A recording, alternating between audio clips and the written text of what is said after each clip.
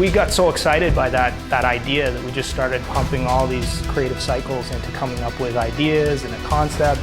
And eventually we just put a pitch together and went down and pitched the execs. It was actually shockingly like the final product.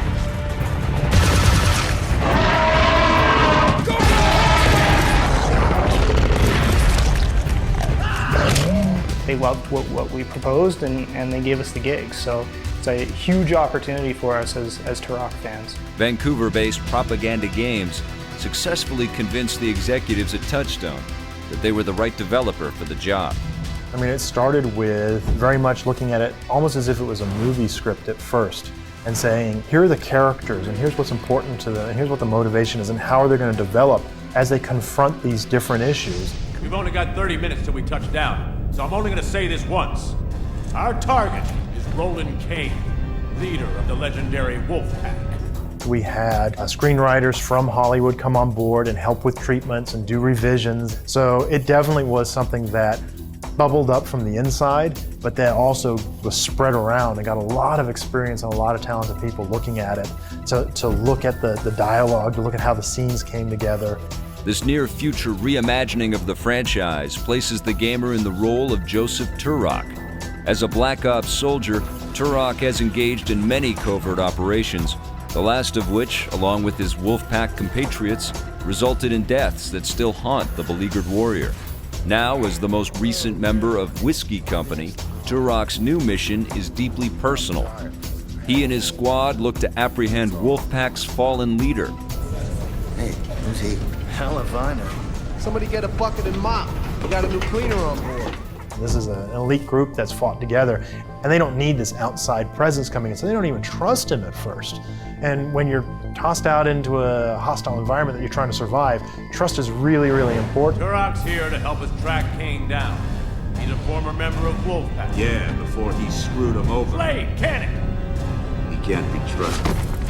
It's a really compelling kind of premise and something that we could then build the entire experience around, building out other characters to really flesh out the storyline, building out weapons and creatures to really make it a compelling gameplay experience. This futuristic, action-packed scenario lent itself perfectly to the kind of game the team at Propaganda wanted to develop, immersing the gamer into another world where they lived and breathed the same air as their character was paramount. That was so important to us, that this be a story that you get to live, that is not just a bunch of isolated plot points and a bunch of combat in between. These aren't just guys that are on a mission trying to achieve one thing. These are individuals that are reacting in different ways and sometimes being confronted by terrifying things that makes them lose their cool. Crap.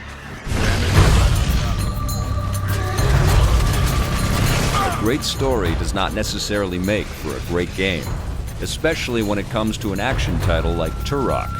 The developer had to take into account the interactive elements that will keep players involved and on the edge of their seats.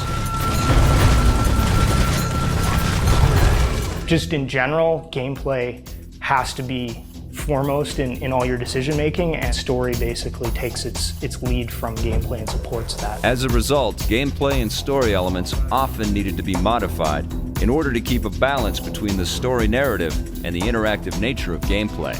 We've actually gotten together as a group and said we don't like this part of the game, and design leads come down and say, well, what can we do to make it better? A lot of times, yeah, they're totally open to feedback and to changing things. Once the team had settled on the design and gameplay elements in Turok, the concept artist stepped in and began to flesh out ideas. Our artists, they're amazing. They're off the hook and they created something which is incredibly beautiful, and I really think that when the game comes out, people are going to say the same thing. You're throwing ideas at the wall and seeing what sticks, so you get like the most amount of coverage. You get to do tons of different things all the time. Yeah, I would say offhand, I'd probably made around 300 to 350 paintings.